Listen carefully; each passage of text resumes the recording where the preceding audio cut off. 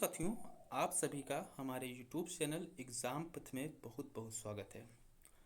जैसा कि आप सभी को ज्ञात होगा कि आज से हमारी भारतीय राज्य व्यवस्था जो है वो सब्जेक्ट स्टार्ट होने वाला है और उसके अंतर्गत हम लोग क्या पढ़ेंगे, भारत का जो संवैधानिक विकास है। ठीक है, तो उसके बारे में हम लोग चर्चा करेंगे यहाँ पे। ठीक है, आपको ज्ञात होगा कि 1600 ईस्वी में क्या होता है, ईस्ट इंडिया कंपनी का गठन होता है।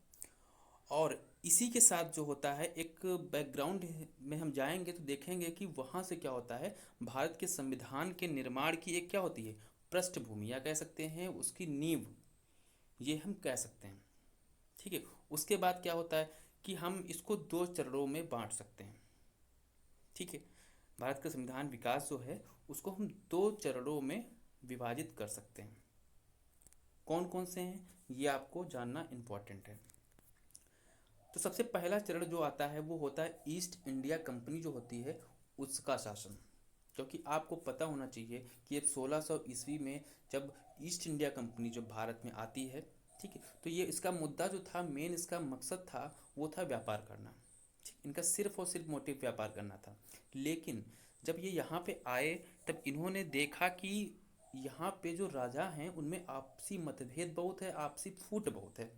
तो उनका जो मुद्दा था वो व्यापार से बदल के, ठीक है, उन्होंने सोचा व्यापार तुम कर ही रहे हैं, तो इसके साथ में क्या हो गया, उनका राजनैतिक हस्तक्षेप। ठीक, अर्थात कि जो भारत की जो राजनीति है उसमें भी उनकी दिलचस्पी बढ़ गई। ठीक, तो इस तरीके से जो ईस्ट इंडिया कंपनी का धीरे धीरे साम्राज्य जो है वो बढ़ता गया। ठीक, तो इनका जो हम शासन है वो हम कहाँ से कहाँ तक बांट सकते हैं, तो ये 1773 ईस्वी से 1853। ठीक, 1773 जो था वो रेगुलेटिंग एक्ट था एक।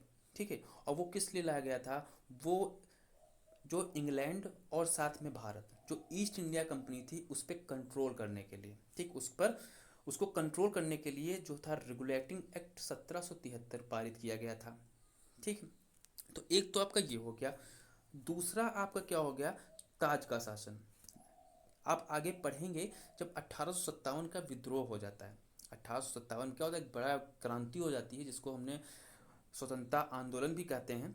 ठीक है, तो उसके तहत क्या होता है कि जो कंपनी होती है वो किसके, ताज के अधीन आ जाती है।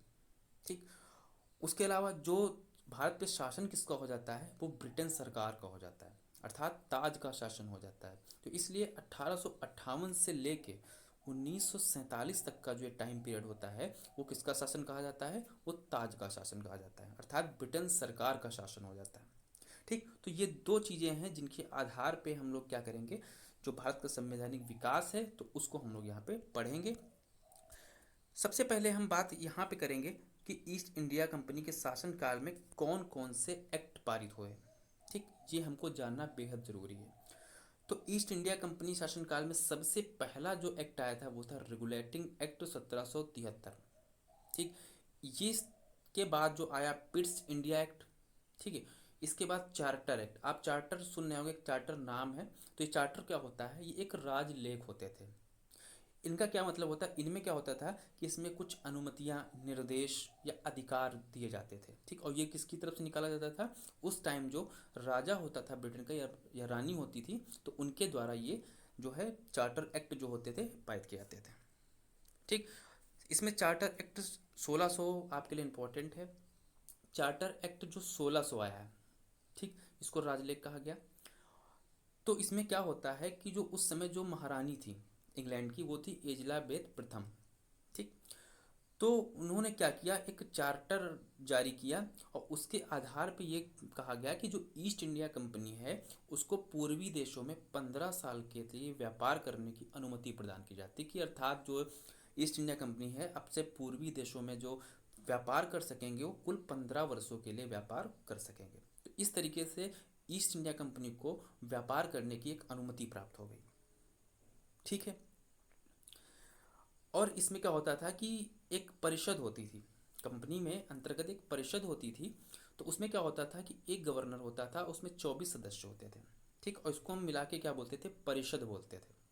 ठीक है, इसके साथ ही जो चार्टर एक्ट और आए हैं, तो आपने 1784 देख लिया, और फिर 1793, उसके बाद चार्टर एक्ट 1813 आएगा और फिर चार्टर एक्ट 1833 हम पढ़ेंगे और इसके बाद चार्टर एक्ट 1853 हम लोग पढ़ेंगे। तो ये चार्टर एक्ट हमको जो है जो कंपनी के शासन के अंतर्गत हैं इनको हम लोगों को पढ़ना पड़े। इसके बाद ताज के शासन के अंतर्गत कौन कौन से अधिनियम या एक्ट आए हैं वो भी हमारे लिए इम्पोर्टेंट हैं। तो सबसे पहला है गवर्नमेंट ऑफ इंडिया एक्ट 1858। इसी एक्ट के तहत क्या हो गया, जो कंपनी थी उसका शासन जो था वो किसके, ताज के अधीन आ जाता है। और जो भारत पे जो कंट्रोल था या कह सकते हैं भारत पे शासन था वो किसका हो गया, ब्रिटिश क्राउन का, अर्थात जो ब्रिटिश का सम्राट था उसका शासन यहाँ पे हो जाता है। एक है इंडियन काउंसिल एक्ट 1861, ये भी हमको पढ़ना है। इंडियन काउंसिल एक्ट 1892, ये भी है।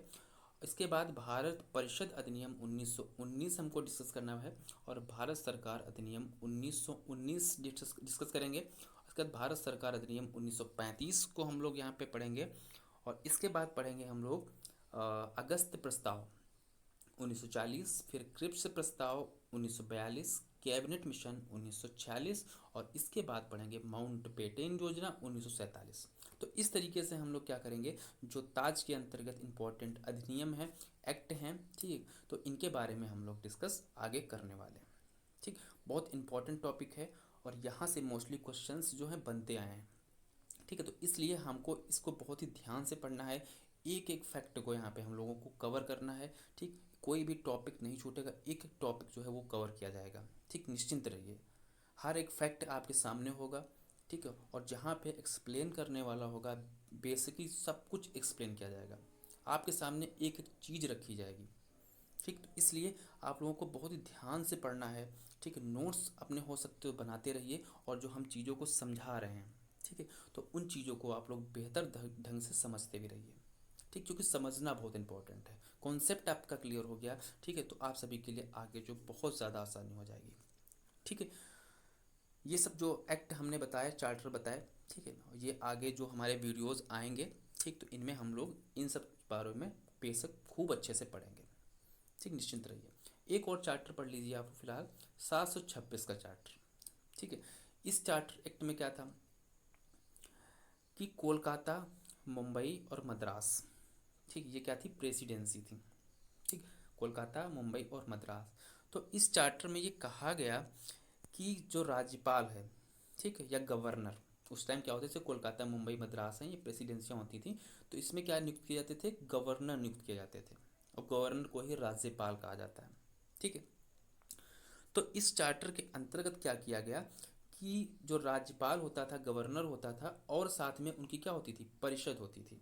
ठीक है, गवर्नर और साथ में उनकी क्या होती थी, परिषद होती थी। ठीक, तो इनको एक शक्ति प्रदान कर दी गई।